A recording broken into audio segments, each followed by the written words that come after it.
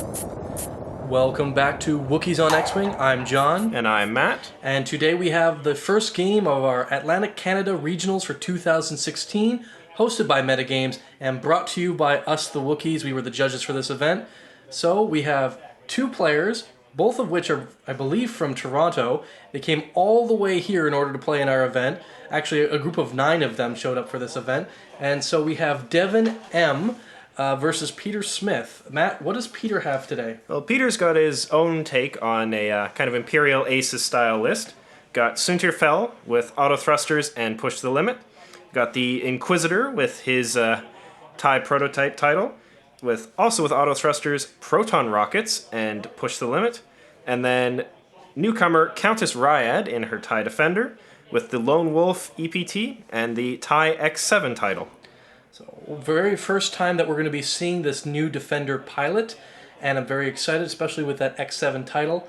What does Countess Ryad do for us? Well, Countess Ryad lets you treat any forward maneuver, of which the Defender has 4, all being green, as a K-turn. So, coupled with the X7 title, that's a really unpredictable and really hard to kill ship. And that's when you reveal your dial. Yeah. So you have a lot of flexibility with that. Now, Devon, being a man after my own heart, is flying a TIE Swarm. He's flying a 7-TIE Swarm, very classic in its concept, but a little bit of a twist with some of the newer upgrades. We got Howl Runner with Crack Shot, 3 Black Squadron pilots with Crack Shot, and then 3 filler Academy pilots. So, a 7-man TIE Swarm, it's something that I haven't seen a whole lot of, something that I'm a very big fan of, and I'm pretty impressed because this is the first round of this event. We know that it's going to go for 6 rounds and a top 8 cut. I don't know how long this guy is going to plan on being here, but having to think and plan for 7 ties is no meager feat. I'm very interested to see how he's going to do in this game and the event at large. Yeah, definitely. It's well, he seems to be going into this game with a very definite plan. He's got all his TIE fighters really clumped up. He's just going to be flying them as a brick.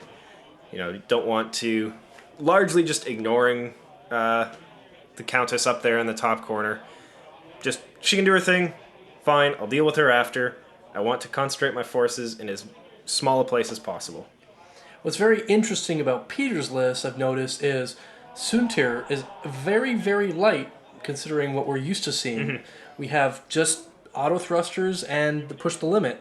I mean, both upgrades that Soontir wants to have on him, but nowhere near as tech-heavy as the stealth device and with the Royal Guard title. Well, you don't have Emperor Palpatine here to really keep your stealth device in play for most of the game. You know, you're relying on your fighters lifting their own weight, so you want to be able to make all 3 of your fighters as durable as possible without having to rely on each other for it.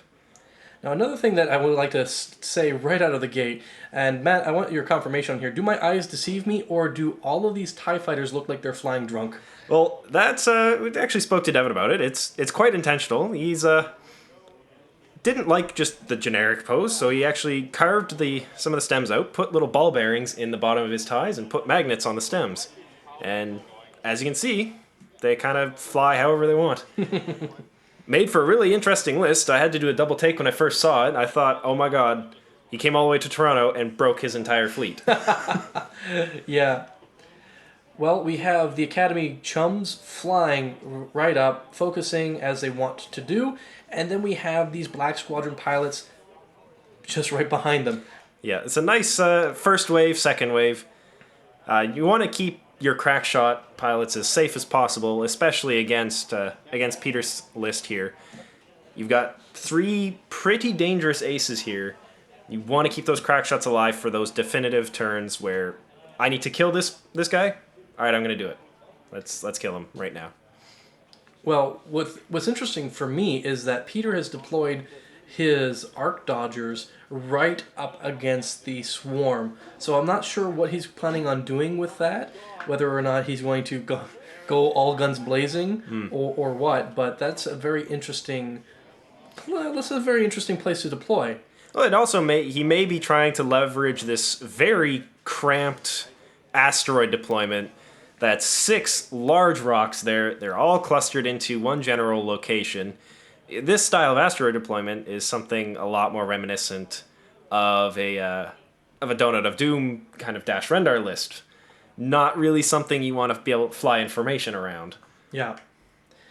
Well, I think what's really nice about these big rocks is that both players had to bring big rocks in order for this to actually happen. So that means that both of these players probably don't like a lot of big ships, and that is their leverage. Bringing big rocks means that it makes it harder for something like the shuttle or a Hound's Tooth to fly through an asteroid field and get their actions and or shots, provided they don't land on those rocks. Yeah, definitely. And especially with Peter's list, he'll want to isolate that kind of list, isolate one ship and kill it. And it's going to be functioning. He'll have the same sort of game plan against Devon here. Want to focus fire on one ship at a time and just remove it from play as quickly as possible. Yeah. Now, Devon, whenever I see a TIE swarm, I always imagine it kind of like their white blood cells. They swarm around something and just paper cut it to death. Yes. And against opposing Imperial aces, it's a lot easier said than done. You're both pretty much as fast as each other, but you do have to be pretty careful. And especially with Peter here, if he lets his ships get too many opponents onto them, doesn't matter the fact he's got 3 defense dice, he'll still die really quickly. Yeah. What's very interesting is that it looks like the Inquisitor is breaking off right away. He doesn't want to go toe-to-toe. I don't really blame him. I find that fairly interesting because even at the range 3 mark, that's where the Soontir and the Inquisitor can really shine, especially where these TIE fighters, the front rank is the one that's probably going to be in range first, and then it's hard to get all of your attack power in to the attack range depending on how you're flying. So I'm kind of curious why Peter has broken off, but I think it's due to his game plan, and that's one of the things that I say quite often on here is if you have a game plan, stick with it. You have a strategy, stick with it. It's going to definitely it's going to make you successful in the long run. Yeah, if you are comfortable playing with a certain play style, that will serve you far better than, a more fly by the seat of your pants. I want to do this, unless that's what you're used to. But now, I think what Peter's trying to do here by breaking off this early is to force Devon to chase after him. It looks like here Devon is not going to take the bait. He doesn't want to be kited around the entire board where another fighter can get behind him. He wants to stick with his swarm and play on his terms, and it looks like that's what he's going to do here by turning parallel. Yeah, now, you're definitely not going to chase down an interceptor and a TIE advanced with regular TIEs. Especially when you don't have the pilot skill advantage. Yes. I think that's one of the big things with this TIE swarm is it's really cool. It can just completely overwhelm some opponents, and especially when they get into the knit and grit, the tar pit, that's when a lot of opponents just freak out. They don't know when to disengage. They just are stuck in the motions there, and they get completely annihilated by a really well flown TIE swarm.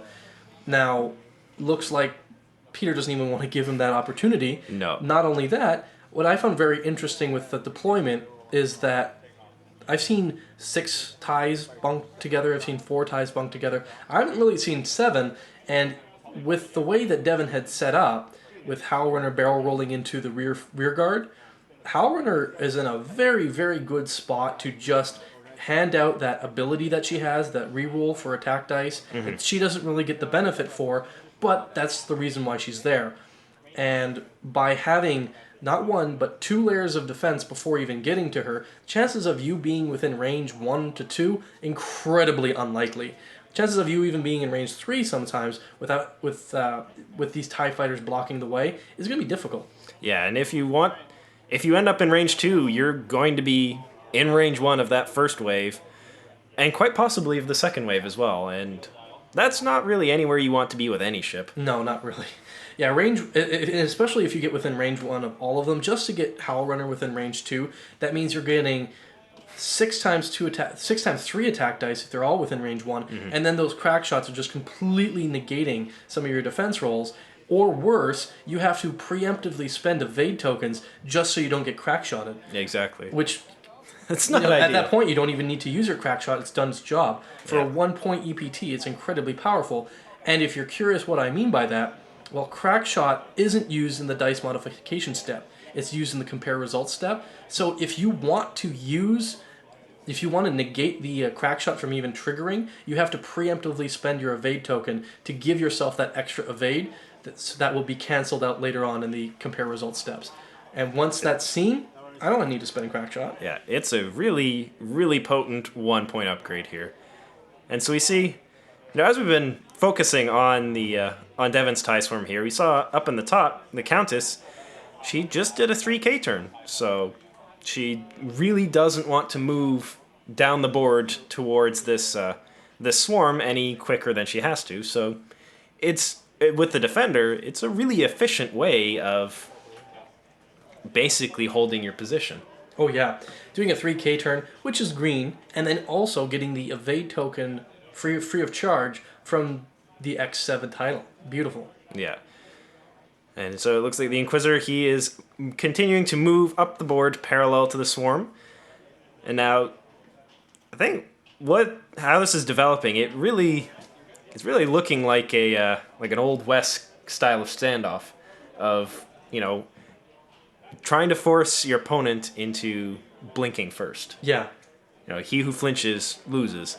Actually, kind of reminds me of when you said Old West and going back and forth, or at least going up the field parallel, chasing around. It really reminded me of Darth Maul in Episode 1. Now, I don't like to talk about the prequels very often, but him pacing back and forth, kind of waiting for those force fields. Exactly, waiting for those force fields to come down, waiting to flinch. Mm-hmm. And it's really potent.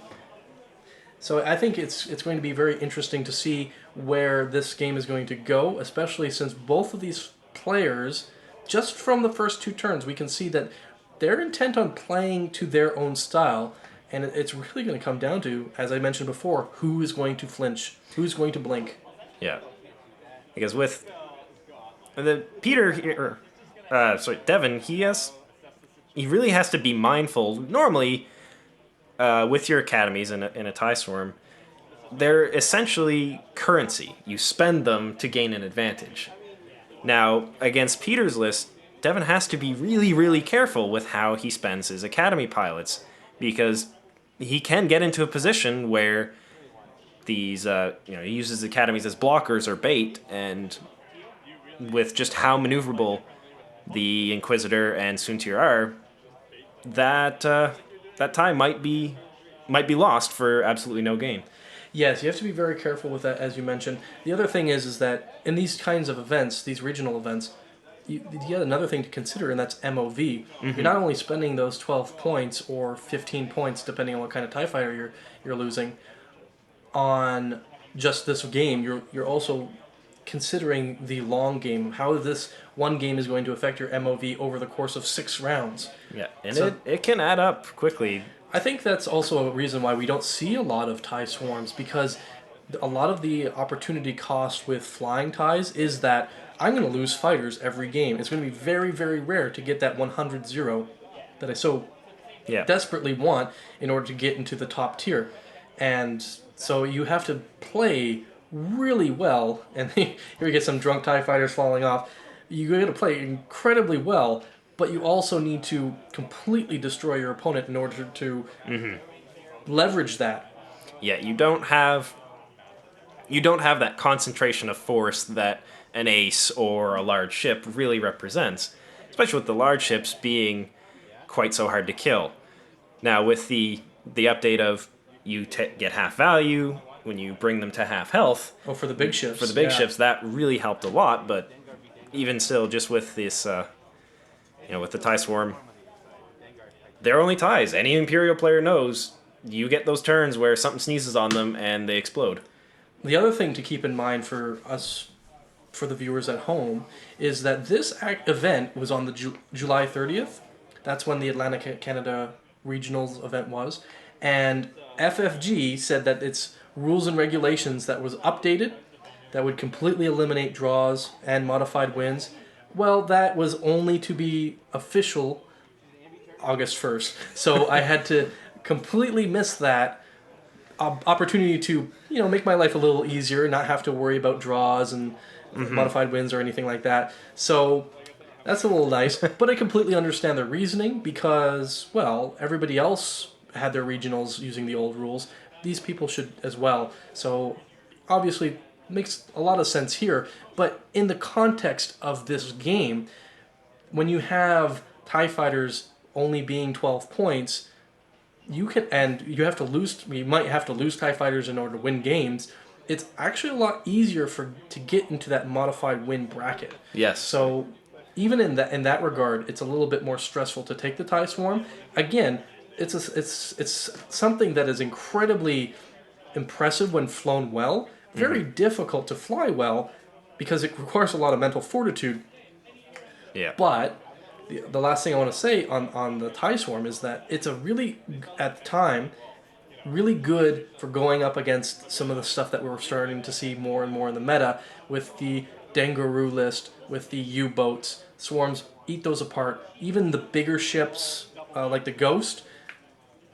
Zero defense dice. Zero defense dice, you get a whole bunch of TIE fighters in range one of it. You're going to lose a couple of TIE fighters. Oh, yes. But you're going to destroy that thing in a turn or two. Yeah, and here we go. So we've got the Countess. Really, as mentioned, she's just in a holding action here, and looks like Soontir and the Inquisitor have both elected to pull K-turns here. Just watching how Devon's been flying, assuming he's probably going to continue to skirt the edge of the asteroid belt here. And you can even see that he's kind of giving his opponent what he'd like to do. I don't know with those hand motions if that was his intention, but it looks like he said, I kind of want to go in between those asteroids and get behind you here, but you're making this really difficult for me. Stop playing my own game. Yeah. Yeah, and depending on what the Inquisitor and Soontir do here, they can really end up in a good spot. Now, I'm just not sure if, as from my own playstyle, this would definitely be probably this turn of, all right, we're going, watching how Devon's been playing, we're going to turn into that asteroid field, start the engagement. I want to start racking up some points, getting some kills as quickly as possible, and really skirmish around those asteroids. Because it's going to take Devon a turn or two to get turned around and re-engaged. Yeah, I mean, at the moment right now, that TIE Swarm is in a good spot to do some one hard turns the following turn. Mm-hmm. And that is definitely something you want to be afraid of, because that asteroid clearance is wide enough for him to get that entire swarm through there the way that it's deployed right now. Definitely, yeah. So you probably don't want to send in the Inquisitor into that corridor, probably, but the Inquisitor is so nimble in his ability to just zoom by that you can, even if he just tinkers into the range 3 band, he can get some speculative shots that would be as good as if he was within range 1 because of his amazing pilot ability. Yeah. As for Soontir Fel, he's in a really good spot to actually come in a little bit and then bank around the rear and also get some speculative shots and try to break the swarm up. If you can break the swarm up and cause them to fly willy-nilly all by themselves, you can easily take them apart. Oh, for sure. Yeah, it's just isolate and destroy them. So I am a little surprised at what the Countess is doing here. I would have expected her to still kind of maintain almost an Overwatch position at the very top of the map. Yeah. Either as bait to encourage the TIEs to, hey, come after me, or as that deterrent of, if you turn in, well, I'm going to slam into the side of you here. Yeah. So it looks like the Inquisitor is not going to be turning in. No, opts for discretion, the better part of valor. Doesn't want to make himself a target here. I can't really blame him. I feel like it's a missed opportunity though, because when you get into the, waiting for them to blink, your eyes can get a little dried out too, and missing that kind of killer opportunity could make it difficult in the long run, especially since another thing to keep in mind, rounds are only 75 minutes long. This is a timed event. It's not a garage game where you can take as much time as you want. Yeah, exactly. You only have a set period to get as many points as you can. And so here is Inquisitor. He's leveraging that fantastic boost ability. Getting himself nicely angled. Be able to decide where he's going to go next turn. He's in a pretty decent spot for some maneuvers next turn. Yeah, and he didn't use the push the limit, a very wise choice. There's no reason to stress yourself out. Not at all, no. The Inquisitor has some really good maneuvers in order to shed that stress, but he's also fairly limiting. He has a lot of good green forwards, but the rest of his green maneuvers are in the one band. So he has to really put on the brakes, in a so to speak, in order to clear stress if he wants to do any kind of maneuver. Yeah, that one turn being a green maneuver, that is such a phenomenal ability. Oh, it is glorious. And here's Soontir really just laying the engines on. So again, no engagement turn this past turn. Little surprising, but Soontir, he's definitely getting himself into a nice spot. He is stressed, though. Your 2-turn being a green maneuver seems pretty likely that's what Soontir is going to be doing here. Yeah. And so here is Devon has opted to K-turn his swarm rather than turn into the asteroid belt. He still doesn't want to force the issue yet. Yeah, the beautiful thing with a TIE swarm is when you think that when one of them K-turns, probably all of them are going to.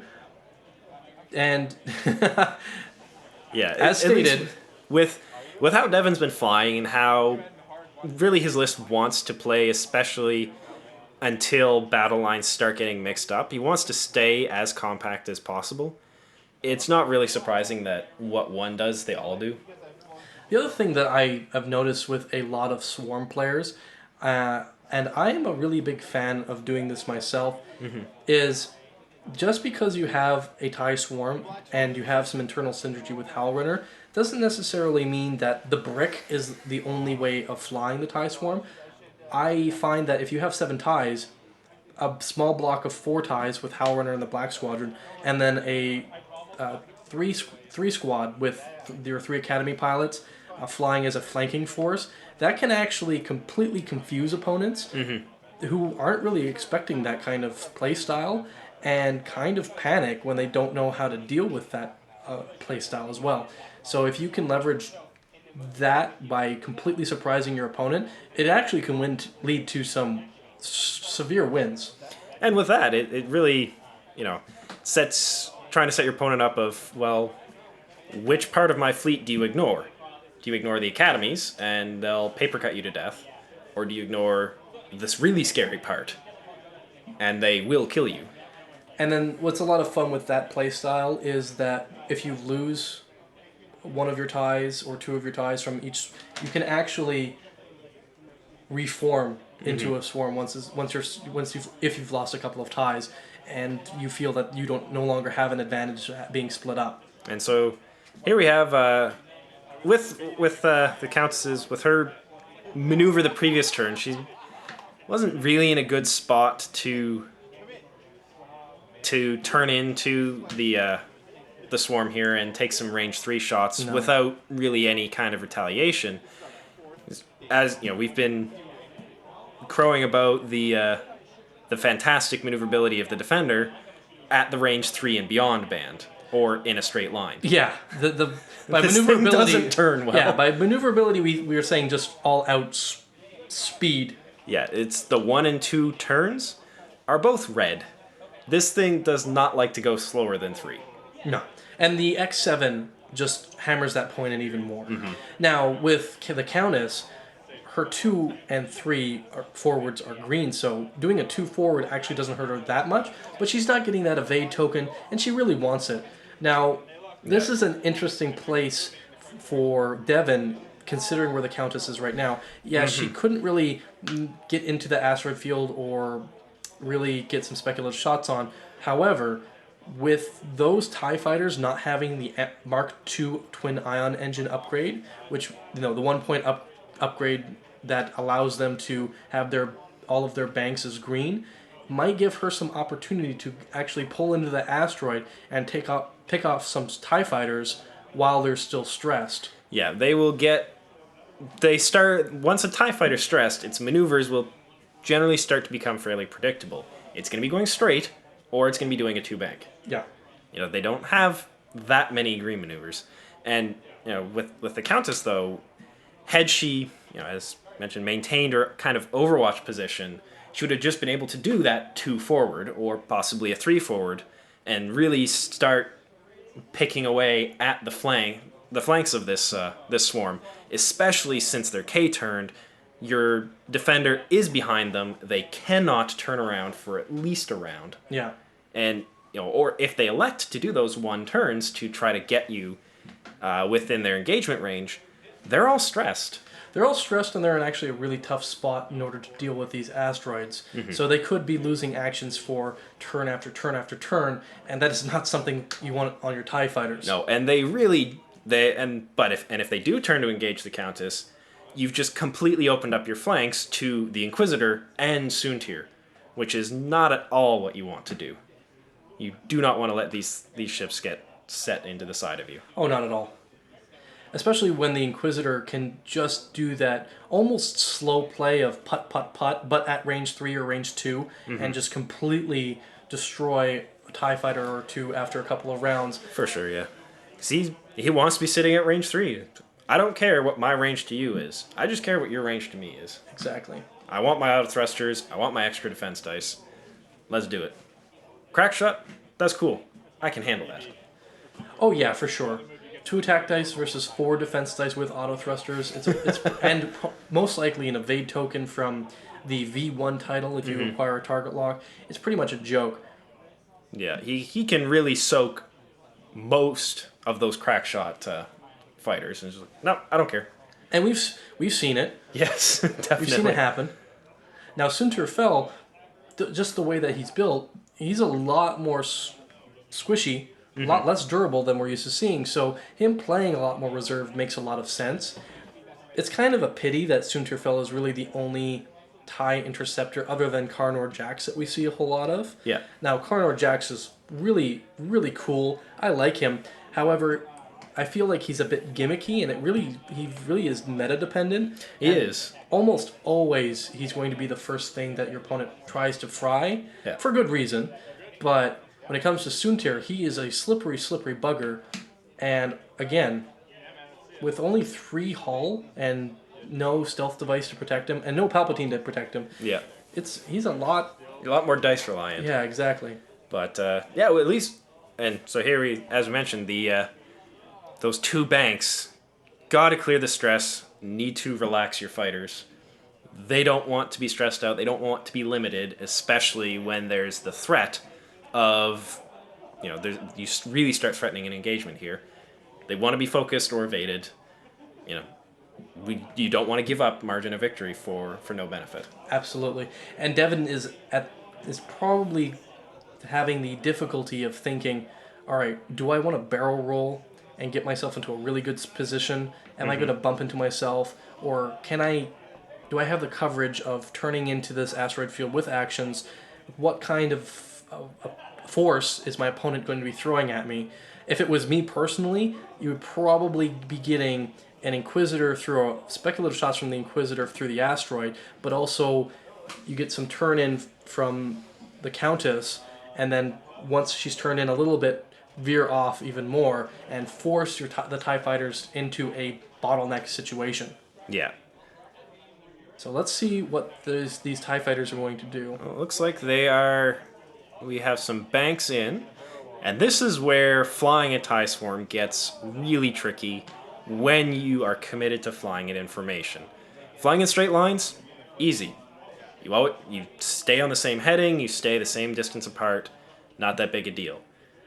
Doing turns when everyone's turning at the same speed, again, not such a big deal. You don't really have that much of a problem. It's when you start banking that the geometry of the maneuvers really starts to play havoc.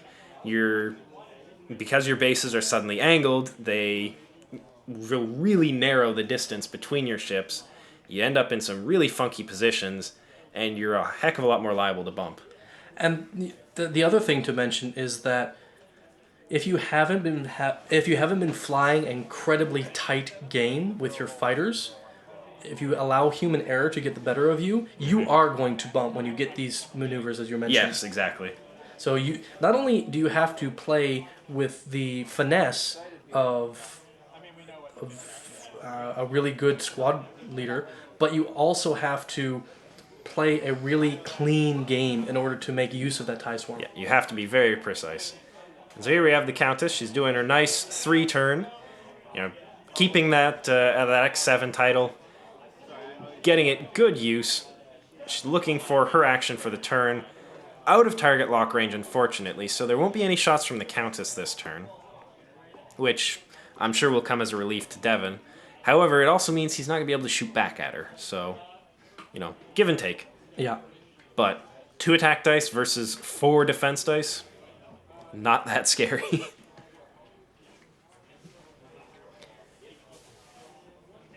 And we got... So now we are just seeing what the second action for the Countess is going to be. The Countess gets that free evade token because they did a 3 maneuver. And obviously can't target lock. Mm-hmm. You can focus, which is obviously a really good choice, or barrel roll. And I really don't see any need to barrel roll right now. No, that will put you... Barrel rolling either direction will pretty much put you on a collision course with either of those asteroids. She's really locked into where she wants to go as far as funneling through those two rocks. And she's not in a bad position to either next turn maneuver straight ahead and go head on with that TIE swarm, though that's probably not a good idea. What she'll likely want to do is turn one way or the other to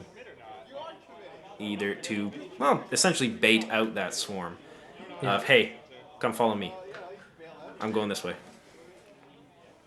Well, the other option that the Countess has is doing a 5K turn, getting right behind the swarm, depending on how Devon wants to play that, but that's also an incredibly risky move. Yeah, I probably wouldn't do that, especially since you're going to be beginning the turn out of firing range completely anyway. Trying to do that 5K turn probably wouldn't end well. That's true. However, you still have that evade token and the Lone Wolf proc, and you're probably going to be, because you get to choose whether or not you're going to do the K turn before or after. Mm-hmm. I mean, it's a moot point really when it comes to bumping or not, but you really get to see where your opponent's going to go before you play around with those kinds of maneuvers. So, eventually focused. And at this point of the turn, it's essentially a pass action. You know there's no shots going into her, but you do have to perform an action. Alright, so she basically passes on her action. Howl Runner moves up, gets rid of her stress, ready to go for next turn, and let's see what the Inquisitor is going to do. Now, he has some potential for some shots here. That beautiful, beautiful one turn that we had mentioned, that the TIE Advanced Prototype loves to use. And let's see what he is going to do. But no, as a slight addendum to Karnor Jax, as we had been talking about him before, I was actually really surprised. There were quite a number of people at our event that were running Karnor Jax. And most of their opponents were hugely surprised to see him. I had spoken to a couple people, and they'd actually either forgotten what he did, or forgotten just how aggravating he can be to play against. I think Carnor Jax is a really, really good anti-meta piece right now, because look at what's in the meta right now. We have Palp Aces, all right? Well, Palp Aces doesn't want to see Carnor Jax because they like their rerolls and their focus. Yep. Okay, we have Dengaroo. That completely Loves relies... focus. Yeah, completely relies on the ability for one fighter to perform actions. And if Manaru can't perform the focus action, well, then Carnor Jax is completely gravy. And Dengar doesn't want to Zuckus. yeah, Because he kind of wants his actions too. yeah. And then on top of that, you have the U-boats, and the U-boats' whole thing is Deadeye. Deadeye, yeah. So if they can't spend their attack, their torpedoes, then Then they're just TIE fighters. Yeah, exactly. With a turret, but they're just TIE fighters. And then you have Carnor... Yeah, not only that, they don't get their rerolls or anything like that. And the Carnor Jax has auto thrusters to deal with their turrets. Yeah, and so here we have Soontir Fel. He's going to stay at range here, and we had with the Inquisitor, he was in range of a fighter, grabbed the target lock, but elected to barrel roll away. Little surprised why he would do that. I guess he just really doesn't want to only have the one fighter, the Inquisitor, engaging at a time. Peter will want to have two or all three of his ships to be able to start firing in the same turn. Yeah. With the Inquisitor, he's really comfortable being that one ship attacking, though, just because of his pilot ability and range 3, auto thrusters. He grabbed a target lock, he has an evade, Inquisitor don't care. Yeah, no kidding. So here's something I wasn't expecting. The TIE fighter breaking... Well, he's not breaking off. He's going the opposite direction from Countess Ryad, so... Well, it's just how he had ended up being positioned. Likely either would have ran afoul of that asteroid or fouled up the rest of his squadron's maneuvers. Okay, and here we are, so... So we have one TIE fighter breaking off from... Okay, it looks like that one TIE fighter did break off, and you have these other two TIE fighters roaring up the center into the hot gates. Yeah, and looks like Devon has chosen, I am going full bore at you. I've used enough time with jockeying for position. I need to kill some stuff. With the TIE Swarm, it's a death by 1,000 cuts. It will pick away at you, but it needs time to do that. You need to be doing damage over as many turns as possible. Well, I've flown various different versions of the TIE Swarm, and I've flown against various different versions of the TIE Swarm, and I completely attest to that.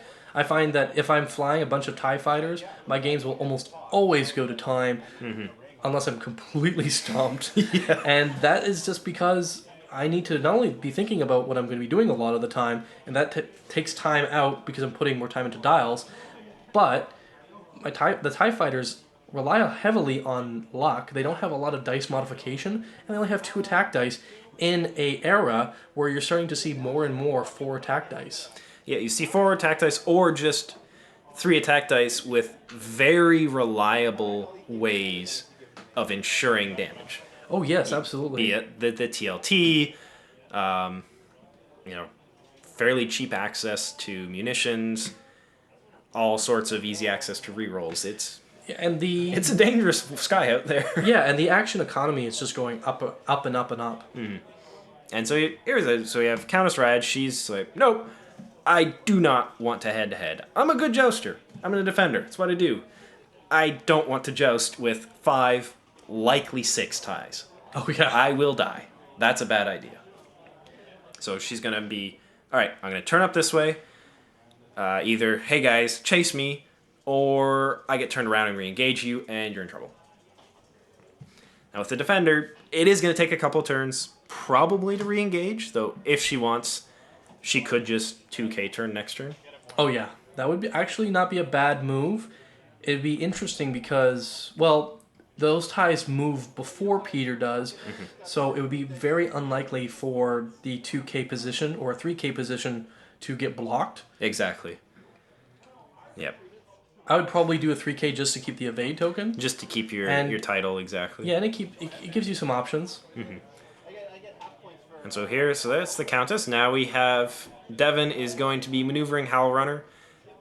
Unsurprisingly, keeping her with the main body of her swarm here. She wants to get her reroll abilities out there, wants to keep them in use. Well, you're paying for that synergy, so you might as well use it. Exactly. So focus, she wants to keep alive. Now that one lone academy pilot, he's kind of made himself a target here. And depending on how Peter has chosen his maneuvers, though both ships having access to boost can help mitigate that, he could be in a very good position to jump that TIE fighter and put himself up on points here. Well, yeah, Peter does not want to take any kinds of shots from the looks of how he's been playing this game. He just doesn't want to get shot at all. I mean, that's a fairly good defense. The best defense is not being shot at. Yeah, as you can roll. The best defense dice are ones you don't have to roll. Exactly.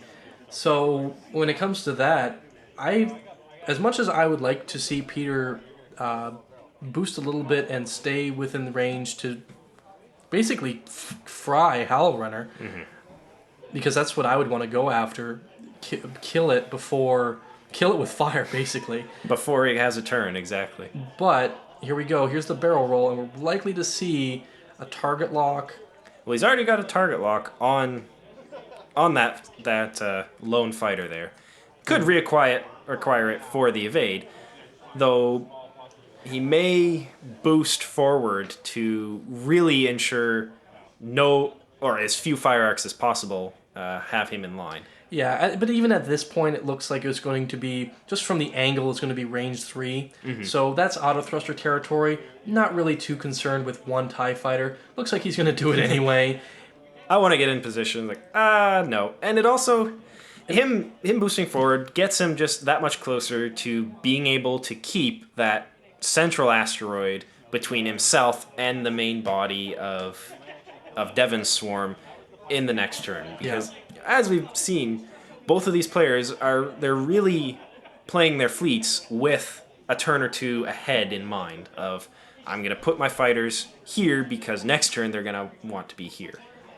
Now, with this specific turn here with Soontir fell, I think he should be the one that boosts forward. And the reason for that is really get into that range 2. If you want, you can boost for extra actions. It doesn't look like he wants to do that either. So keeping the range 3, hey, I would agree. Both of our play styles, they're really, really aggressive. We like to get stuck in there, just put, boot to ours, get as many kills as quickly as possible. Well, we're bloodthirsty, and I'm full of hatred and rage. So I would like to fulfill my destiny as a wannabe Sith, and that's how I'm going to do it. I tend to be incredibly bloodthirsty, and actually over the years I've toned it down a bit in order to. I've developed some self-preservation, but yes, I like to go for the throat, get as much VPs as I can, and be opportunistic in that desire. Now, these two players, I believe Peter is also from Toronto, they're from a completely different meta, so this is a completely different playstyle than we're used to. And what's really funny here is that there's 9 players from Toronto out of a 44-player event. I'm impressed that we had 44 players, but the fact that 9 of our players were from Toronto means that almost a quarter of our meta is from Toronto. Yeah. I found that funny. It's a big influx, and it's one we're not used to seeing. Like, around here, we're pretty used to seeing games that are fast, just go in, go for kills, and well, speaking of kills, and TIE fighters getting sneezed on. Holy boy! So Soontir puts his first point of damage in. Howl Runner does shoot at the Countess, doesn't get anything through, and the Inquisitor does what he does best, finishes the job. Nukes that academy. He is gone. And so now we've got the Countess. She's gonna have 2 black squadrons shooting her and an academy. May have a 3rd black squadron. And this is one awkwardness of flying a swarm is checking distances and checking arcs. I'm pretty sure there's other awkward elements of flying a swarm, but yes, that is definitely one of them. Yeah, that can get a little funky. It's a lot easier in the first round, but after you've played a few rounds, you're kind of tired, your hands are a little shaky, it gets kind of hard to avoid bumping a ship. And the beautifulness that is laser lines, though, determines that looks like that one black squadron closest to us will be out of arc. It's not quite going to clip Howl Runner there.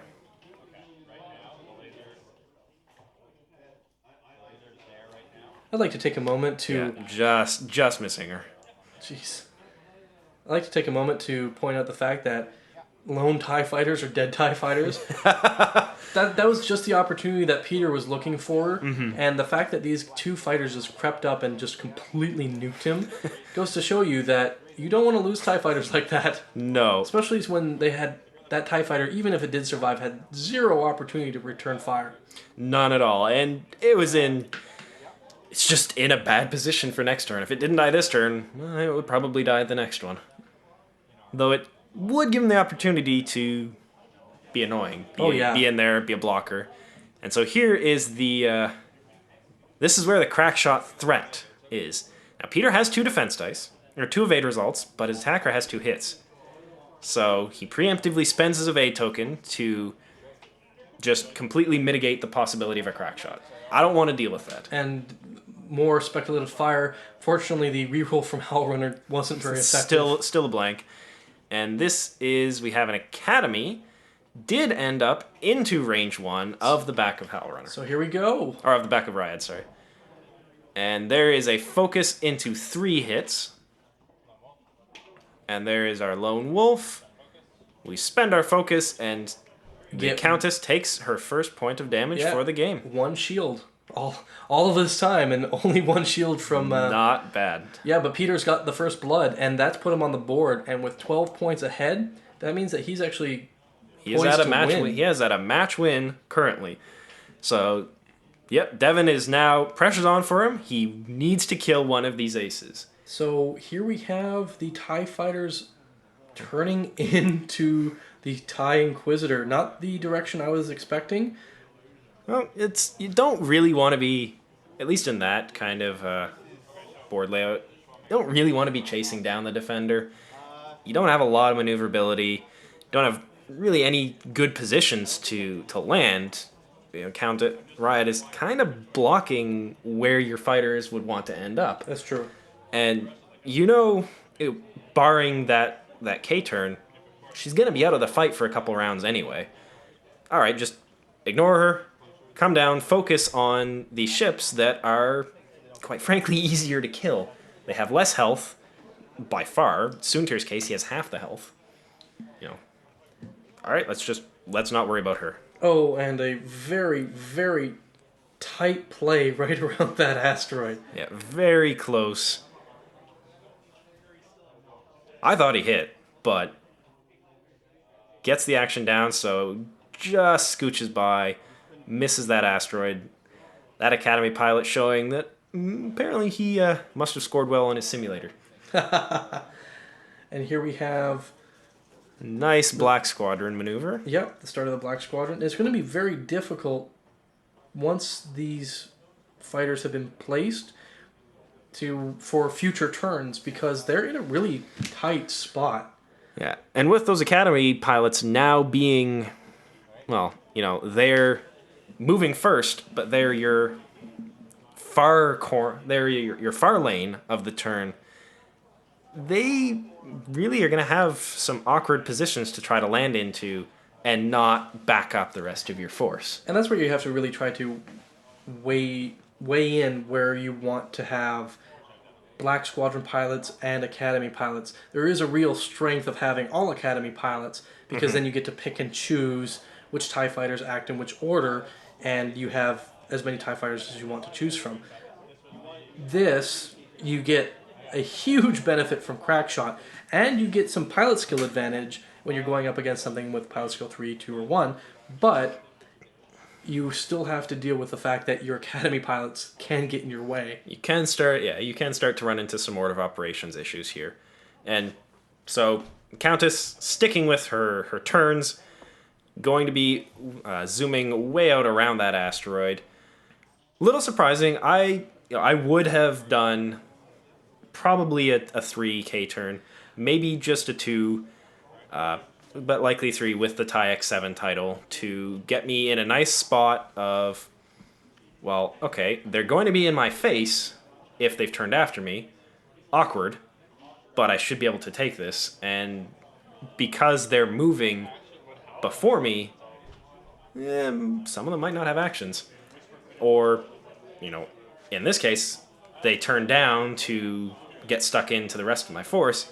I'm in a nice spot behind them, and the next turn, I can fly forward. Oh, yeah. To really, really close the distance here, and just hopefully even hammer into Howl Runner, because she's going to be one of the trailing fighters. Yeah, I think Peter's evasiveness here has gotten the better of him, and he's missed an opportunity really to take out a couple of fighters. Now, I totally understand not wanting to give up any kind of MOV, especially when you're in the lead. At this point, yeah, you've got your...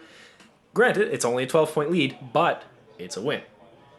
So you've got that. You want to hold on to it. You want to continue to preserve your fighters here. And you really have to kind of walk that fine line of, playing conservatively versus slow playing. And with both these styles of lists of they really want to skirmish and jockey for position and wait for that moment, that line can be a little blurred of, well, are you slow playing your opponent and just trying to irritate them, or are you actually playing strategically and are you waiting for the perfect time to strike? I think when it comes to slow play, it really depends on whether your opponent is purposely taking a lot of time. Mm-hmm. I feel that, well, I never got a judge call from either of these two players concerning slow play, and I think that had to do a lot of which was both of these players are taking a lot of time to think about their maneuvers. In essence, neither of them are really slow playing because they're both playing a cerebral game of what is my opponent going to do, how can I outfly him, and that can be a lot of the fun for X-Wing, is trying to figure out exactly how they're going to view the situation that they're in and how to take advantage of any kind of mistake that they might make, and really forcing them to make a mistake by psyching them out. Yeah, and so here we had the Inquisitor. He's, nope, I am getting the heck out of Dodge, doing a 4 forward, grabbing a target lock on Howl Runner, partly to give himself an evade, but it looks like he is very likely cleared most, if not all of Devon's arcs here. Just preemptively set up for that target lock for later turns. Soontir went forward. He's in... Going by how Peter has been playing, he's in far too many fire arcs for Peter's preference. Oh yeah, he's boosting and probably barrel rolling too. Yeah. So a boost 1 forward, getting down just to check, make sure, try to eyeball some arcs here, given that you can't measure them. Yeah. But just eyeball, see if he's out of arcs. I would have tried a 1 bank boost to try to nuke Howl Runner, though Soontir being the only ship on her might not be, you're not guaranteed to kill her. That may not end well for you. This way, yeah, he can boost forward. He's probably cleared most of those fire arcs, if not all of them. And he's going to be in a good spot to barrel roll if he wants to, or pretty much do whatever he likes. Not stress himself out if he doesn't have to. Yeah. Well, the other thing to keep in mind is that, especially if you look at the time code, there's not a lot of time left in this game. Mm-hmm.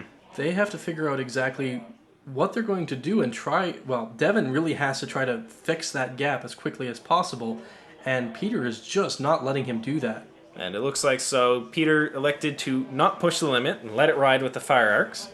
And it worked for him. There was no arcs there. And so here we have the academies, they're gonna have to try really hard not to gum up the rest of the fleet here. All right, so we got one Academy pilot do a turn. Now let's see if the rest of the fleet follows suit. It's going to be a really tight turn if they do, because, well, it looks like one of them is going to go through an asteroid for sure, and the rest are going to have to deal with just the tightness of that corridor. Yeah, and Howl Runner's really in an awkward spot, given that she's kind of the outstuck thumb of that fleet. She's face first into an asteroid. So it really comes down to, well, what do you do with her? Do you try that one turn, maybe miss the asteroid, though at this point, probably not. Or just accept, yeah, you're probably going to run into an asteroid and roll with that. All right, so we got some K-turns, looks like. I would think so. That shouldn't be a 3 forward. Yep, so there is a K-turn. Not a bad maneuver for this that fighter at this point. Let's see, the black squadron, yeah, so what one fighter will likely dictate what the rest of the blacks do. Not surprising, so here is 3 K-turns for the other fighters. And it looks like Devon is doing what he did a couple of turns previous, of having that one fighter that was in an awkward spot, not really in a good place to fly with the rest of the fleet. All right, well, let's break him off and let's have him do his own thing. Well, it makes perfect sense. At least this time, Devon doesn't appear to be in a position where his lone awkward fighter is going to get ripped apart. He shouldn't get ganged up, no. Well, the Inquisitor can't K-turn, he's stressed, so he is extraordinarily unlikely to get shot by that. Soontir can, though. Soontir can. Severely doubtful that he will. I mean, Soontir K-turning means that he's going to be getting a free focus token, so he's not going to be completely dried up when it comes to his actions. But with Peter's playstyle, I severely doubt he's going to do something along those lines. He's probably just going to disengage. Yeah, disengage, keep his current margin of victory, and just try to keep Devon at arm's length here. Hold out on his win, and just try to stay in the lead. Looks like the Countess, though, might get some shots at that. Well, it's going to be very difficult to land shots on that TIE fighter, but the TIE fighter threw rock. So here is... Now this was a daring maneuver, so...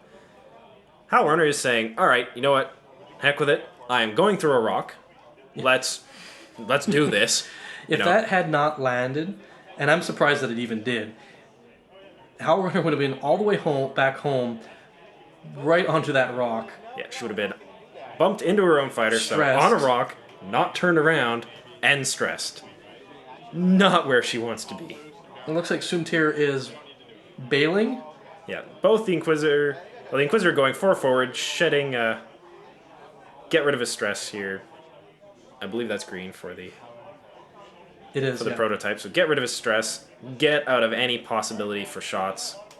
Soontir also preserving his full, but his 3 health. Also doesn't want to take any kind of incidental fire, and where he was in a few fire arcs. So, would have had to be kind of a careful pilot here.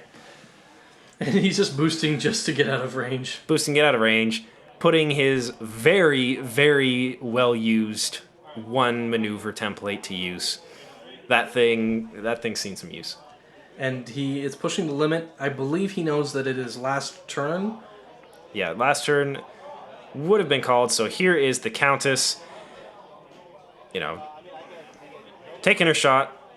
Gets a point of damage through onto one of the Black Squadron. Doesn't kill it. Roll the dice, because why not? It'll at least help you feel good. But there's no way for Devon to kill the Countess with one fighter. Especially where she has 2 shields. And they're cleaning up, and that will be game. That was not quite kind of the game that we're used to seeing here. That was a lot more, jockeying for position, really, really armchair general. I want to think about what I'm doing. Whereas both of us, we are used to playing very go get 'em, go for the throat, fast paced, live hard, die young, leave a beautiful corpse kind of stuff. It's better to burn out than to fade away. And so, what did you think of Peter's squadron? Well, I like, it's a style of Imperial Aces, but the nice thing of that kind of Imperial Aces is it really leaves it up to you of how you want to obtain your objective. All the Imperial Aces, they all do the same thing. You have good pilots that look after themselves, and they want to go after and kill their opponents. But one Aces list is not going to look like another, and I like that Peter put his own kind of personalized touch on his. Yeah, I'm a big fan. I hope to see more of Peter, maybe less cagey Peter, but definitely want to see more of him over the course of this event. I'm a big fan of the more cerebral game and just the sheer finesse of how these players played. Very, very clean, very thoughtful. Obviously a lot of time and practice has gone into playing these squadrons, and it has really shown. Definitely. I would have liked to see more flashy, more explosion. This was more of a Star Trek than a Star Wars. Proton Rockets. Rockets. Yeah, exactly. You got the boom. I want to see it. But I'm a big fan of the TIE Swarm. I've always have been. I don't think we've actually really seen a TIE Swarm played like this ever on Wookiees on X-Wing. To see somebody have to come all the way from Toronto to really flush it out makes me really happy. Really well flown. You have my praise, Devon, for playing this at an event like regionals. For just having the balls. Come on, we're gonna say it. Having the cojones to play a swarm in a 6 plus potentially 3 round event. Yeah. That takes some fortitude. And on top of which, special thanks to all of the Toronto players that came down for driving down. You guys are a bunch of crazy guys, and we love you. I hope you guys come down to more of our events, because you're always welcome. But I'm sure you're going to see more of you on our Wookiees on X-Wing. So without further ado... As always, guys, thanks for watching Wookiees on X-Wing. Be sure to like and subscribe. We've got videos out every Wednesday. We are part of the Northern Gaming Network. Be sure to check it out at northerngamingnetwork.com, where we have content for this game and others. And aside from, obviously, the comment section of the videos, how can they get a hold of us, John? Well, if you want to be my friend on Twitter, you can find me at Corhath. That's Corhath. Or you can find us on Twitter at NorthGameNet. But you can also like us on Facebook to keep up with our most recent news. And we'll see you guys next week.